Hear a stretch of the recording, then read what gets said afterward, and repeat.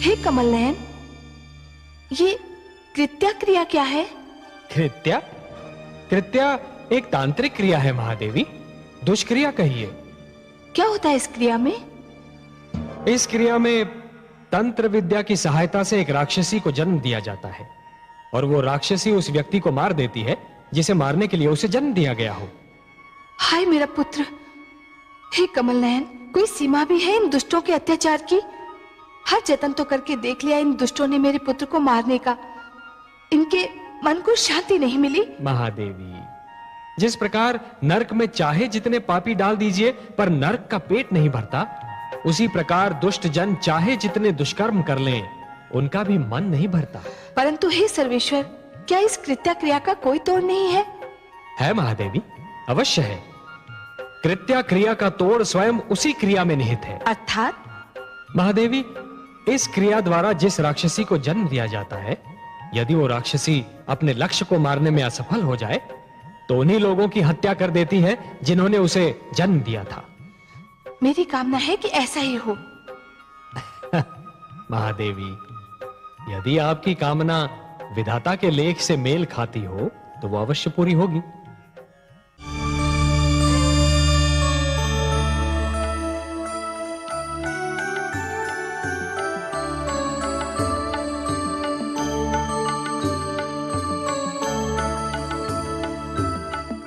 देखा आपने कमल नयन, मेरा पुत्र कितना निडर है, हाथियों से भी नहीं डरा, उनके समक्ष डटा रहा, वे ही सिर झुकाकर चले गए। महादेवी, आपके पुत्र का ईश्वर पर इतना अडिग विश्वास है कि उसने मृत्यु से भयभीत होना छोड़ दिया है। वो जानता है कि उसका जीवन और उसकी मृत्यु दोनों ही ईश्वर के हाथों में है, उन हाथियों के भारी भारी पैरों तले नहीं। आपने सत्य कहा कमल नयन, मृत्यु से क्या भयभीत होना, वो तो एक दिन आकर ही रहेगी। किंतु मृत्यु के भय से जीवन का सुख चैन खोना मूर्खता है, और ये भेद मेरे पुत्र ने जान लिया है। यूं भी उसने इतनी यातनाएं झेली हैं कि अब उसके लिए मृत्यु अर्थहीन हो गई है। इसीलिए तो उसने मृत्यु से भयभीत होना छोड़ दिया है। महादेवी, जो मृत्यु से डरते हैं वो जीवन जीने के लिए सिद्धांतहीन समझौते करने लगते हैं, और ऐसा सिद्धांतहीन जीवन मृत्यु से भी बुरा होता है। महादेवी, इतिहास साक्षी है कि जीतते तो वही हैं जो मृत्यु के भय पर विजय पा लेते हैं, और सिद्धांतहीन जीवन जीने वाले तो कायर होते हैं। महादेवी, जैसे ये षंड और अमर्क, मुझे तो इनकी कायरता पर हंसी आ रही है। आहा, वाह पुत्र, धन्य हो तुम। हे कमल नयन, सुनिए आपने मेरे पुत्र की बात। एक बालक ने जीवन का सारा दर्शन सामने रख दिया, इसी को कहते हैं गागर में सागर समो देना। महादेवी, सब लोग जीवन को विद्या की दृष्टि से देखने का प्रयास करते हैं, परंतु आपका पुत्र जीवन को भक्ति के नेत्रों से देखता है, इसलिए जीवन के सारे रहस्य उसे विदित हैं। और महादेवी, प्रहलाद को जीवन का एक सीधा और सरल सत्य भी ज्ञात है, और वो सत्य ये है महादेवी कि जिस प्रकार जब एक पुरुष भटक जाता है तो केवल एक ही व्यक्ति भटकता है, परंतु जब एक नारी के पैर डगमगाने लगते हैं तो समस्त परिवार डगमगा जाता है। उसी प्रकार जब एक शिष्य भटकता है तो केवल एक ही छात्र भटक जाता है, परंतु जब एक गुरु भटक जाता है महादेवी, तो समस्त छात्र समाज भटक जाता है, और जब समाज भटक जाता है महादेवी, तो समस्त राष्ट्र का संकट बन जाता है। परंतु हे कमल नयन, इतनी छोटी सी बात दैत्य गुरु शुक्राचार्य की समझ में क्यों नहीं आती? इसके कई कारण हैं महादेवी। हठ, अहंकार, घायल अहम की पीड़ा, और सबसे बढ़कर बुद्धि और विवेक का अंधा विरोध। उन्होंने अपनी सद्बुद्धि को अपने अहंकार के पास रहन रख दिया है। दैत्य गुरु शुक्राचार्य स्वयं भी भटक रहे हैं और हिरण्यकशिपु को भी भटका रहे हैं। हे कमल नयन, दुष्ट हिरण्यकशिपु की बुद्धि पर तो उसके झूठे अहंकार ने अधिकार जमा लिया है। अपने ईश्वर होने के मद में वो कब का भूल चुका है कि वो प्रहलाद का पिता भी है। परंतु दैत्य गुरु शुक्राचार्य को क्या हो गया है? वो तो 2 पुत्रों षंड और अमर्क के पिता भी हैं। वो किसी के पुत्र का वध करने की बात कैसे सोच सकते हैं? उनका पितृत्व क्यों खो गया है? क्रोध के कारण महादेवी, क्रोध के कारण। जिस प्रकार अग्नि सूखी लकड़ी को सरलता से जला देती है, उसी प्रकार क्रोध सुंदर भावनाओं को सहजता से भस्म कर देता है। हे नारायण, दैत्य गुरु शुक्राचार्य तो विद्वान हैं, तो फिर वो ये क्यों भूल गए कि क्रोध विवेक का शत्रु है? उसे भूलने का कारण है उनका मुझसे वैर। वो मेरे विरोधी हैं, इसलिए मेरा विरोध करने की धुन में वो विवेक तो क्या स्वयं को भी भूल गए हैं। मेरा विरोध करने की भावना उनकी विद्वत्ता पर भारी पड़ चुकी है महादेवी। और अब दैत्य गुरु शुक्राचार्य कोई भी सीमा पार कर सकते हैं। आश्चर्य है, क्या दैत्य गुरु शुक्राचार्य ये भी नहीं जानते कि सीमा से अधिक विरोध अपने ही दुख का कारण बन जाता है? नहीं जानते महादेवी, दुर्भाग्य से वो इस सत्य को नहीं जानते, पर अतिशीघ्र जान जाएंगे। दैत्य गुरु शुक्राचार्य जिस पथ पर पग धरने जा रहे हैं, वहां उन्हें अश्रु और रक्त की धाराओं के अतिरिक्त और कुछ नहीं मिलेगा। मैं कहती थी ना, जो दूसरों का बुरा चाहते हैं स्वयं उनका बुरा हो जाता है। मेरे पुत्र को मारने चले थे दैत्य गुरु, एक क्षण को भी ये ध्यान नहीं आया कि वो भी किसी मां का पुत्र है। अब अपने पुत्र मारे गए तो कैसा विलाप कर रहे हैं दैत्य गुरु। सिंगिका की भांति दैत्य गुरु भी अपने दुख को केवल दुख समझते हैं। उनके लिए दूसरों का दुख केवल परिहास की सामग्री होता है। आप सत्य कह रही हैं महादेवी, इसलिए मैं बार बार यही कहता हूं कि कभी किसी को किसी का बुरा नहीं सोचना चाहिए, क्योंकि जो भी व्यक्ति किसी और का बुरा सोचता है, अंत में उसका भी बुरा हो ही जाता है। दैत्य गुरु को अपने तंत्र मंत्र पे बड़ा विश्वास था। समझ रहे थे कि उनके तंत्र मंत्र से बड़ी कोई शक्ति है ही नहीं। यह उनका भ्रम है महादेवी, उनका भ्रम है। जो भी व्यक्ति ये समझते हैं कि यह तंत्र मंत्र, ये सर्वनाश और अंधकार की शक्तियां केवल किसी और को ही क्षति पहुंचा सकती हैं, तो वो उनका भ्रम है। सत्य तो यह है महादेवी कि जो ईश्वर के सच्चे भक्त होते हैं, जो स्वयं ईश्वर पर संपूर्ण विश्वास करते हैं, ये तंत्र मंत्र की शक्तियां उनका बाल भी नहीं बांका कर सकती। हे महादेवी, जिस प्रकार द्वेष और घृणा का मारा व्यक्ति पड़ोसी के घर को जलते हुए देख ये भूल जाता है कि उसी अग्नि की लपटें स्वयं उसका घर भी जला सकती हैं, उसी प्रकार जो व्यक्ति तंत्र मंत्र में विश्वास करता है, वो ये भूल जाता है कि यही तंत्र मंत्र की शक्तियां स्वयं उसका भी सर्वनाश कर सकती हैं। सत्य है सर्वेश्वर, आप जो कह रहे हैं उसका एक एक अक्षर सत्य है। देखिए तो महादेवी, कोई भला सोच भी सकता है कि इतने महान दैत्य गुरु शुक्राचार्य अपने पुत्रों की मृत्यु पर इस प्रकार विलाप करते हुए दिखाई देंगे? सुना आपने कमल नयन? देखा मेरे पुत्र का भोलापन? लीजिए, अब उसकी अंतिम इच्छा भी पूरी कीजिए।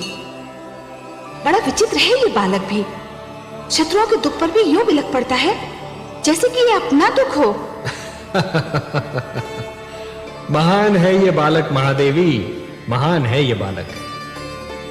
जब ये हंसता है तो सारा संसार इसके साथ हंसता है, पर जब ये रोता है तो अकेला ही रोता है।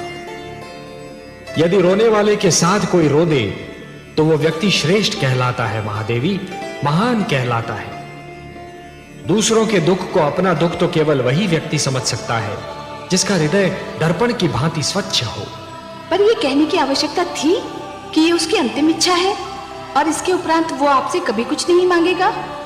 महादेवी, ये कहकर उसने स्वार्थी दैत्य गुरु शुक्राचार्य के सामने यह सिद्ध कर दिया है कि वो स्वयं कितना निस्वार्थी है, कभी अपने लिए कुछ नहीं मांगता।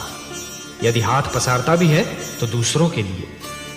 संभवतः आपका पुत्र भी यह समझता है कि मेरे भक्त मेरे वश में हैं, किंतु सत्य तो यह है महादेवी कि स्वयं मैं अपने भक्तों के वश में हूं। अपने प्रेम से, अपने विश्वास से, अपनी भक्ति से और अपनी श्रद्धा से मेरे सारे भक्त बार बार मुझे उनकी सहायता करने के लिए विवश करते रहे हैं और करते रहेंगे। और मुझे अपनी इस विवशता पर कितनी प्रसन्नता होती है, इसका मैं क्या वर्णन करूं महादेवी, इसका मैं क्या वर्णन करूं। मैं आपके इस पुत्र की प्रार्थना और मेरे इस भक्त की प्रार्थना को कैसे टाल सकता हूं महादेवी।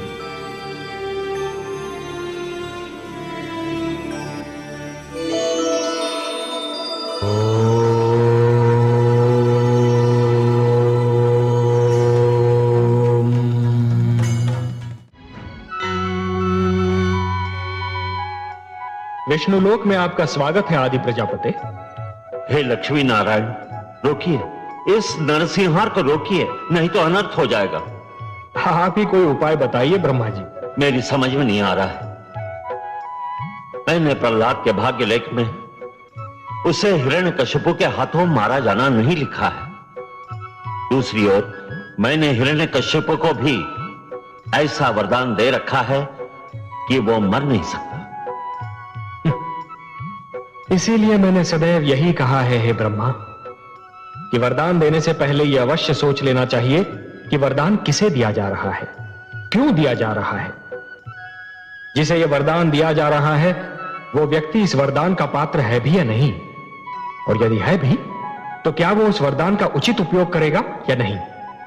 वो उस वरदान को आत्म सुख का उपहार मानेगा या दूसरों को दुख देने का शस्त्र।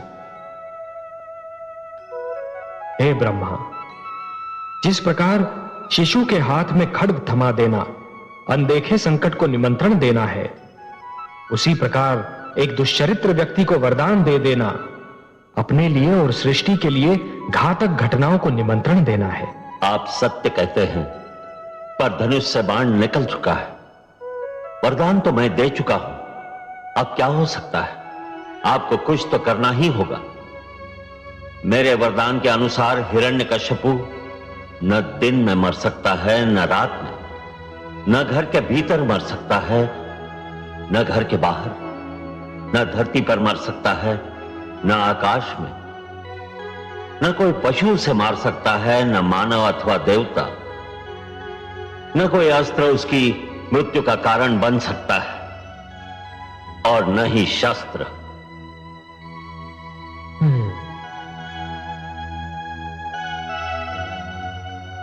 बहुत जटिल समस्या है ब्रह्मा जी।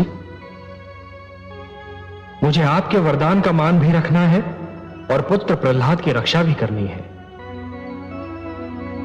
आप सत्य कह रहे हैं, मुझे कुछ तो करना ही होगा।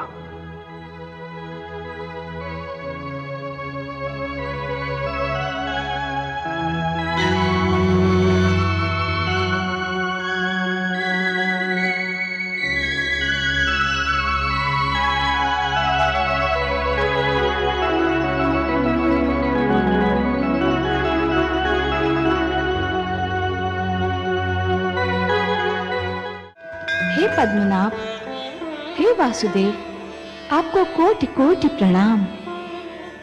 आपकी कृपा से पुनः एक बार सत्य की विजय हुई, पापी का अंत हुआ, पाप का नाश हुआ। मानवता के सबसे बड़े शत्रु हिरण्यकशिपु को आपके हाथों मोक्ष प्राप्त हुआ।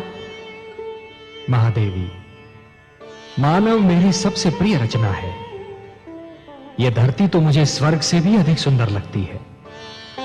इसलिए जब भी कोई पापी धरती की सुंदरता को नष्ट करने का प्रयास करता है, जब भी कोई नराधम मानव को या मानवता को रौंदने का प्रयास करता है, तो मैं नरसिंह बनकर उसका वक्ष स्थल फाड़ देता हूं। मैं वराह बनकर उसका उदर चीर देता हूं, या फिर मैं मत्स्य बनकर उन दुराचारियों को जल समाधि दे देता हूं। आपकी इस कृपा के लिए मानव और धरती के साथ साथ मैं भी आपके आभारी हूँ कमल नयन। जिस प्रकार आपने पुत्र प्रहलाद की रक्षा की, सारी संसार की माताओं की ओर से मैं आपको धन्यवाद देती हूँ। महादेवी, जिस प्रकार संतान को दूध पिलाने के लिए किसी माता को धन्यवाद नहीं दिया जाता, जिस प्रकार परिवार का पालन पोषण करने के लिए पिता को धन्यवाद नहीं दिया जाता, और जिस प्रकार फल देने के लिए वृक्ष को धन्यवाद नहीं दिया जाता, उसी प्रकार अपने भक्तों की रक्षा करने के लिए मेरा भी धन्यवाद देने की कोई आवश्यकता नहीं है महादेवी। मैं तो पिता हूं, सर्वेश्वर हूं। और यह समस्त विश्व मेरा परिवार है। भक्त प्रहलाद तो मेरा एक महान भक्त है महादेवी, और अपने भक्तों से मैं इतना अधिक प्रेम करता हूं कि कदाचित स्वयं अपने आप से नहीं करता। सत्य है कमल नयन, इसीलिए तो हिरण्यकश्यप पर आपके क्रोध का स्मरण करके मुझे अभी भी रोमांच हो रहा है।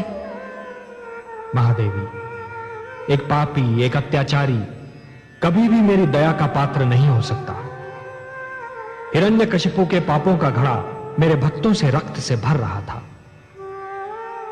कोई भी दिन ऐसा नहीं था जिस दिन उसने मेरे भक्तों की हत्या न की हो। जिस क्रूरता से उसने विष्णु नाम के बालक की हत्या कर दी, उसी क्रूरता से मैंने भी उसका वध कर दिया। आपको उस पापी के लिए कैसा भयानक रूप धारण करना पड़ा था? महादेवी, अपने भक्तों की रक्षा करने के लिए मैं कोई भी रूप धारण कर सकता हूं। जैसे आज नृसिंह अवतार धारण करके मैंने उस पापी हिरण्यकशिपु का वध कर दिया, जो स्वयं अपने ही पुत्र का वध करना चाहता था, केवल अपने पाखंड की रक्षा करने के लिए। अपने स्वार्थ, अपनी महत्वाकांक्षा के सामने वो ना तो राजधर्म को निभा पाया, न एक पति के धर्म को, और ना ही पिता के धर्म को। मैंने उसके वंश में प्रहलाद जैसे बालक को जन्म दिया। प्रहलाद, जिसका मुखमंडल देखकर स्वयं अत्याचार को भी दया आ जाए। परंतु हिरण्यकशिपु को दया नहीं आई महादेवी। महादेवी, यह धरती मैंने ऐसे अत्याचारियों के लिए नहीं बनाई। यह धरती मैंने ऐसे हत्यारों के लिए नहीं बनाई। इस धरती की सुंदरता धमाके से उजाड़ने के लिए मैंने नहीं बनाई महादेवी। इसलिए आज मैं यह पुनः घोषणा करता हूं, परित्राणाय साधूनां विनाशाय च दुष्कृतां धर्म संस्थापनार्थाय संभवामि युगे युगे। जब जब धर्म पर संकट आएगा महादेवी, और ये दुष्ट जन महात्माओं को कष्ट पहुंचाएंगे, तब तब धर्म की रक्षा करने में आऊंगा, धरती और मानवता की रक्षा करने में आऊंगा, और हर युग में आता रहूंगा।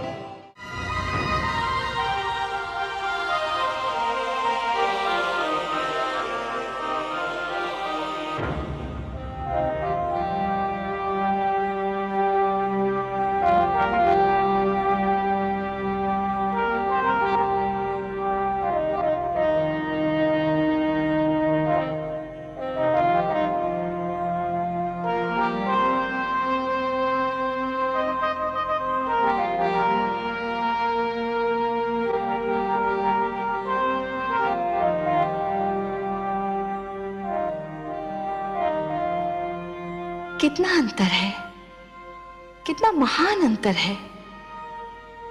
कैसा अंतर महादेवी? आपको किस बात में अंतर दिखाई दे रहा है? इस रूप में कमल नयन जो मैं अब देख रही हूं, और उस रूप में जो मैंने हिरण्यकशिपु के वध के समय असुरलोक में देखा था। कहां ये पुष्प की भांति खिला हुआ मुख, जिस पर उषा की लालिमा बिखरी हुई है, ये शांत और क्षीर सागर जैसे नयन, जिनमें कोई उतरता चला जाए तो भी उसकी गहराई नहीं नाप सकता। ये समस्त सृष्टि को सुख और संतोष देने वाली मुस्कान, जिसको देखते ही आपके चरणों में हृदय अर्पित करने को मन करे। और कहा वो विकराल रूप, जिसे देखते ही हृदय में कंपन आरंभ हो जाए। आंखें मूंद लेती हूं डर से, उसके बारे में सोचती भी हूं तो शरीर में झुरझुरी सी दौड़ जाती है। कितना अंतर है आपके दोनों रूपों में। महादेवी, आज तो हमारा सौभाग्य है कि आप प्रेम सुधा की वर्षा हम पर कर रही हैं। मैं तो आपसे पहले भी कह चुका हूं महादेवी कि अपने भक्तों के उद्धार के लिए मैं कोई भी भयानक रूप भी धारण कर सकता हूं। भक्ति की शक्ति मुझसे वो सब करा सकती है जिसकी कल्पना भी नहीं की जा सकती।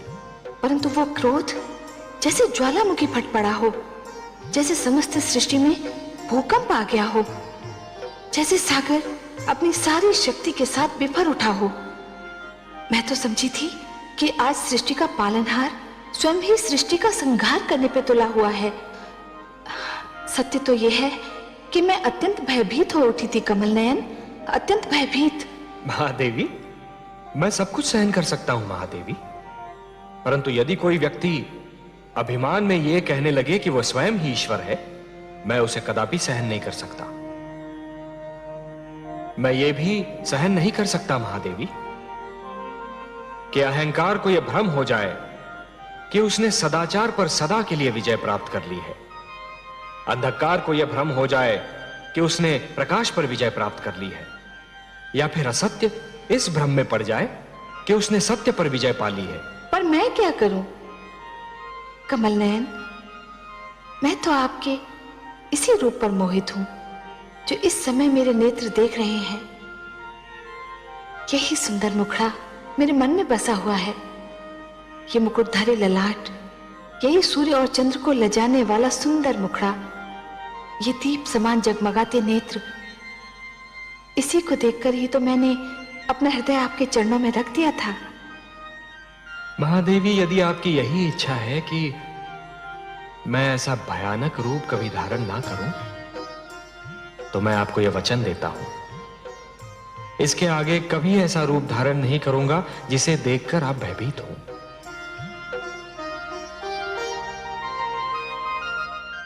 कमल नयन, कितने आश्चर्य की बात है, आपने ध्यान दिया? आप किस आश्चर्य की ओर संकेत कर रही हैं महादेवी? मैं तो कारागार में पुत्र प्रहलाद के देवराज इंद्र के प्रति उदारता के भाव को देख रहा था। मेरा संकेत भी उसी ओर है। कहाँ वो इंद्र, देवताओं में असुर, और कहाँ हमारा पुत्र प्रहलाद, असुरों में देवता। पुत्र प्रहलाद ने उन देवराज इंद्र को उनका देवलोक लौटाया जो कभी उसे मारना चाहते थे। यदि पुत्र प्रहलाद उनका इंद्रासन नहीं लौटाता तो वो क्या कर लेते? महादेवी, किसी व्यक्ति के पास सैकड़ों गायें होती हैं, सहस्रों हाथी होते हैं, लाखों घोड़े होते हैं और ऊपर से माणिक मोती की खानें होती हैं, परंतु जिस दिन उस व्यक्ति के पास संतोष का धन आ जाता है, ये सारे हाथी, घोड़े, माणिक मोती की खानें धूल के समान हो जाती हैं। प्रहलाद के पास संतोष का धन तो तभी से था जब से वो माता के गर्भ में था। इतना श्रेष्ठ बालक जिस दिन राजा बनेगा, उसकी प्रजा कितनी सुखी होगी। हाँ, ये तो है, प्रहलाद भी एक दिन राजा अवश्य बनेगा। मुझे नहीं लगता पद्मनाभ, अभी तो इस बालक में किसी भी प्रकार का स्वार्थ नहीं है। महादेवी, राजा में ये गुण होना भी आवश्यक है। जो व्यक्ति निजी स्वार्थ को त्याग नहीं सकता, वो अच्छा राजा कभी नहीं बन सकता। मैं सोचती हूँ कमल नयन, क्यों ना सारा संसार प्रहलाद की भांति हो जाए। महादेवी, जैसे स्वाति की हर बूंद मोती नहीं होती,